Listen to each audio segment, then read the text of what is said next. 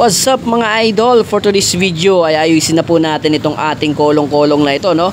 So matagal na rin natin itong ginagamit at meron na pong nararamdamang malalang karamdaman dito sa ilalim at nangamba ko baka po ito bumagsak, bumigay at magkaroon pa ng problema ang ating biyahe.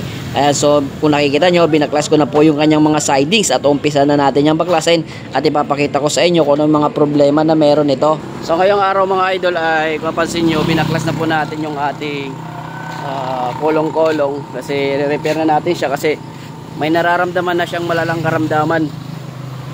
Ayan o, damage no. Ikot ko kayo sa mga part na papalitan natin dito sa ating kolong-kolong. Ayan, poplan, muling pagkabuhay kasi damage na po yung chassis.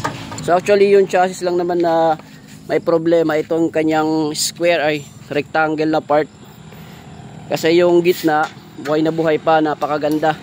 Kaya sabay na rin natin ito pinturahan. Ayan o. So i-renovate natin to. Tingnan nyo lang, budget meal lang yung gagawin natin pag renovate dito. Ito palit na rin to. Ayan.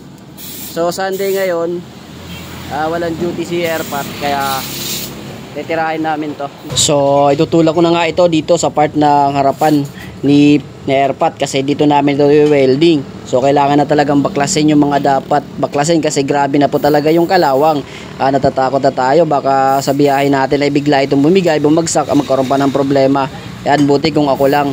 Pero simba ko, maloy hilera. Kita nyo naman yung kalawang, grabe talaga oh. Iyon oh.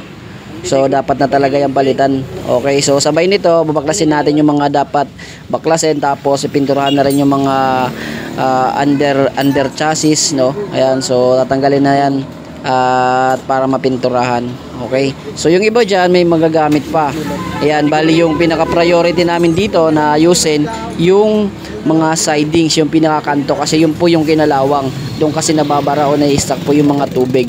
Pagkatapos ma-estimate kung ano yung mga dapat palitan ay nagpunta kagad tayo sa hardware para makabili ng angle bar kasi yan po yung mga dapat palitan. Yung mga kantuhan na angle bar ay papalitan na. Yun po kasi yung kinain ng kalawang. Ayan o, kita nyo naman. So nagtanong tayo kay ate kung magkano yung isa.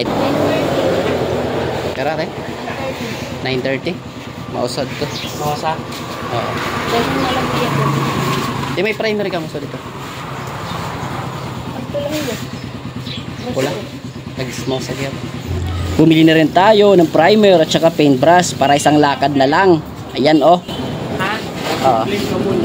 Talian na? Sige tayo na.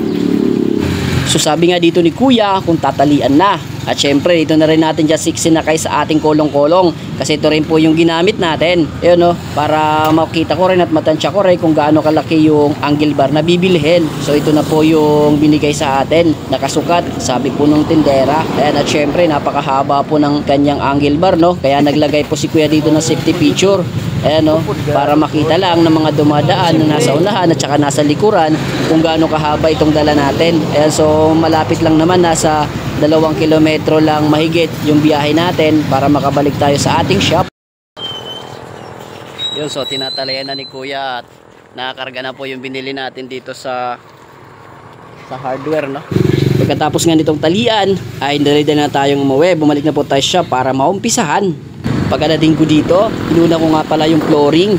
Ayan o. So ika-carwash ko muna to.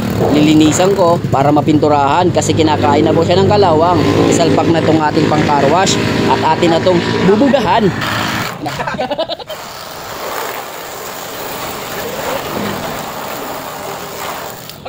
So dito nga ay tinatanggal ko yung mga buha-buhangin at saka yung mga ibang kalawang na pwedeng matalsik po ng ating ginagawang pang-car wash. Ayan o, so dapat malinis to bago natin mapinturahan. Ayan, hindi lamang po sa harapan, pati yung likuran ay atin din itong bubugahan para pag nagpinturahan, magkabilaan para hindi siya kapitan ng kalawang. Ayan o, so primer yung titira natin dyan mga idol.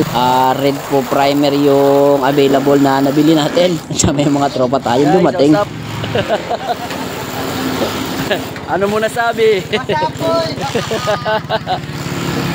Yun, ganito lang po kami dito magbiruan. At syempre itong isang batang to hindi pinalampas na hindi siya makapagsubok mag-carwash. Tingnan nyo naman, no? Ayan, no? So malinis na at atin na itong patutuyuin. Nilagay natin ito sa gilid para tumuyo, mapinturahan na yan. Ayan, no? So antayin na lang natin yung matuyo. Ayan guys, no? Tapos na po natin siyang pinturahan. Pinturahan! Hugasan.